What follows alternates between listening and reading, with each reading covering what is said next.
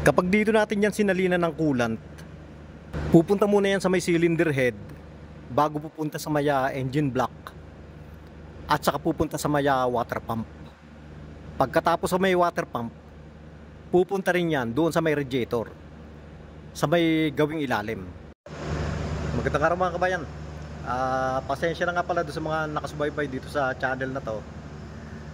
Hindi kasi ako masyado nakapokus dito. Doon ako nakapokus sa main channel ko. Kaya hindi ko masyadong na-uploadan. At kailan nga lang ako nag-check, nakita ko madami na palang subscriber at madami na rin yung mga views.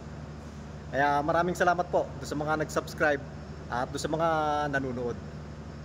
Ang napansin kong napakaraming views, yung unang-unang video ko, yung kung paano ko maglagay ng coolant. Merong mga parang natutuwa doon sa video, pero marami rin yung mga pinagtatawanan yung video natin na yan, na wala daw sa ayos, mali daw yan. Merong nagsasabi na 2025 na daw, hindi na daw uso yung ganyan. Iba-iba yung mga sinasabi ng mga karamihan. Kaya meron akong ginawa kanina, yun uli yung i-share ko, ipapaliwanag ko uli kung bakit para sa akin mas maganda yung ganung procedure kesa dun sa sinasabi nila na bleeding. Kagaya nitong ginawa ko na to, nagpalit ako ng water pump niyan. Kaya kailangan tanggalin ko yung hose dito. Na-drain din yung coolant niyan dahil nagpalit nga ako ng water pump. Tinanggal ko tong hose dahil kailangan tanggalin to para maluwag. Tinanggal ko rin kasi yung pan na yan. Kaya pag tanggal to, tanggal din yung hose dito. Meron din kasi isa pang procedure na ginagawa doon sa mga ganong kaso na nag-overheat dahil doon sa paglalagay ng coolant. Pero para sa akin, mas gusto ko na yung ganitong procedure. Yung isang procedure nga pala na ginagawa rin sa mga ganong kaso, gumagamit ng mataas na embudo para doon lalagyan ng coolant. Dahil mataas, bababa talaga ng bababa yung coolant, kaya mabibleed siya. Pero dito sa procedure na sinasabi ko, hindi na kailangan talaga mag-bleed dahil yung coolant nandoon na mismo sa system. Ganito nga pala yung ginagawa ko. Dito muna ako nagsasali ng coolant.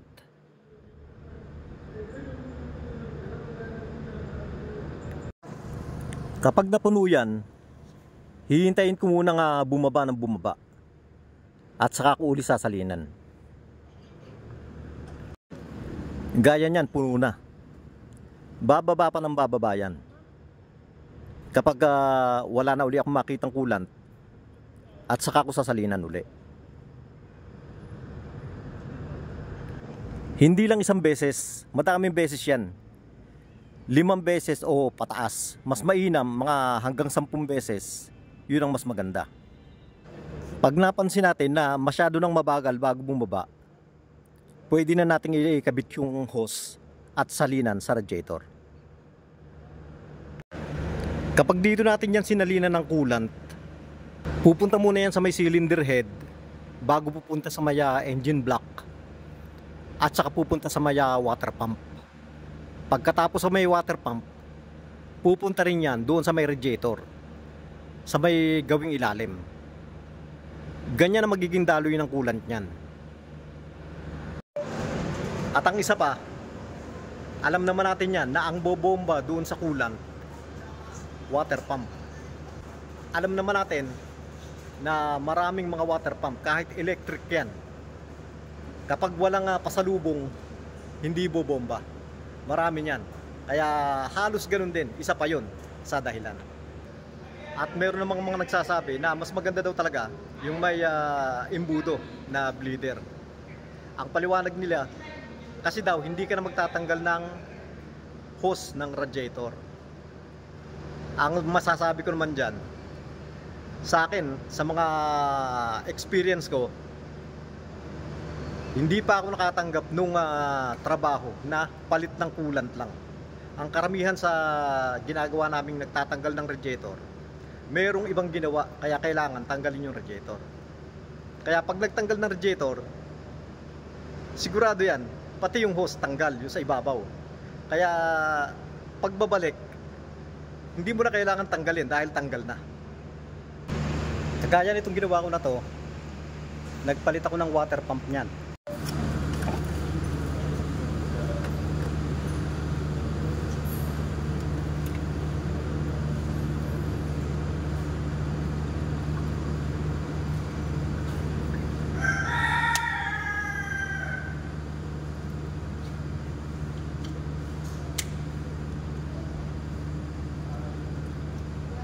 You see, even with thermostat, it's going fast. You see, if it's not going fast, it should be full already because the thermostat is closed, right? Yeah, right now. But Yes, it's still going fast. yes, so Peter, you Yes. are in need of cooler, no? The cooler, no? The cooler. Okay, you brought it, huh? Okay. I will give it to you later. After I finish it. This is the I color will keep it here. This is the color of the cooler, no?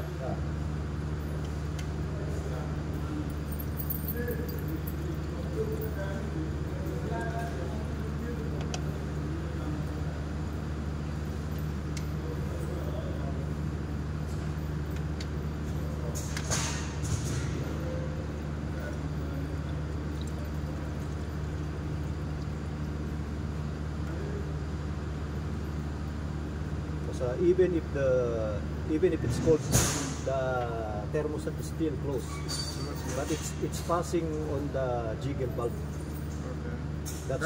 That's why it's also going fast. Faster.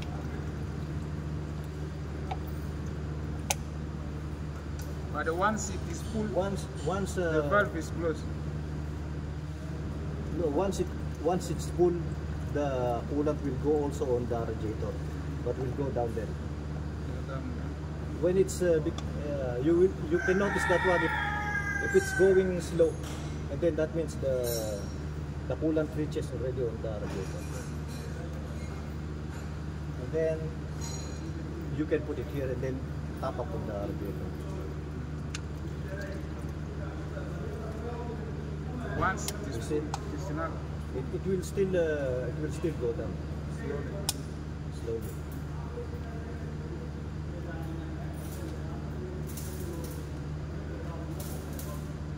Boom.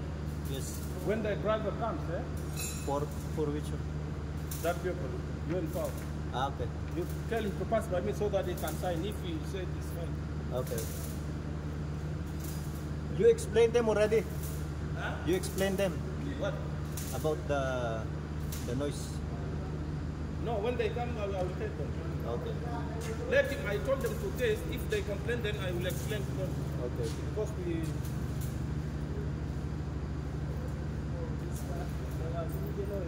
Maybe we'll use it. What? The engine oil. Where is it? I think it will cook. The one for escort. This is what we bring the discrepancies for you. It was useful. See, it's still going down.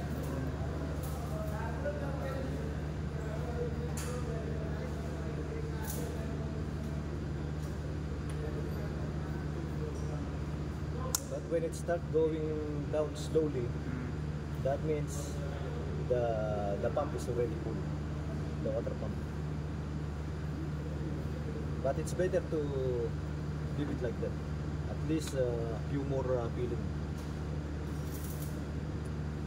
Now once it's not going, which means it is full.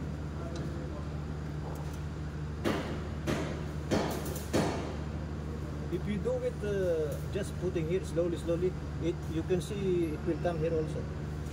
It will come out here also. But that one will take time. That one will take time. So when it starts going slowly, you just put this one on. You just put here and then tap up. It's okay.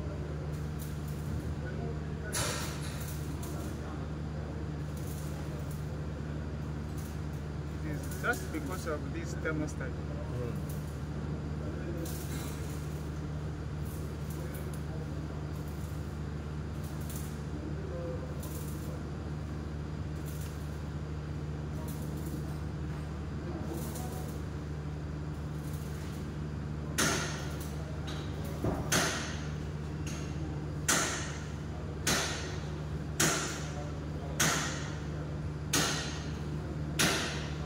many light vehicles, especially small vehicles.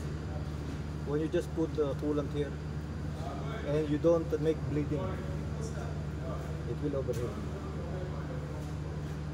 There is another way of bleeding. You need a high panel. Okay, and you pour water there slowly.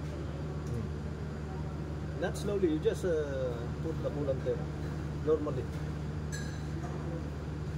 But this is the easiest. This one is easier. That one takes long time.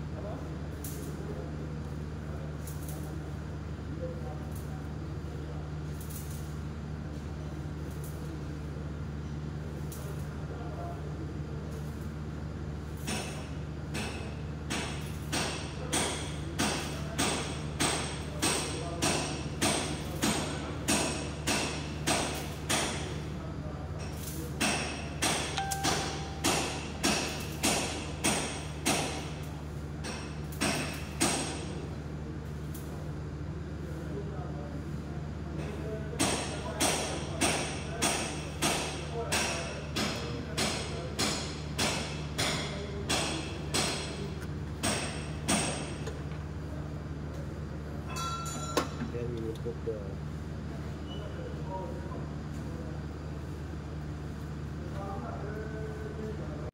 doon sa naunang video ko, ang sinabi ko doon sa bandang huli na pwede nyong gamitin yung ganyang procedure. Pero sa ngayon, ang sasabihin ko na lang, bahala na kayo kung saan kayo komportabling gumawa.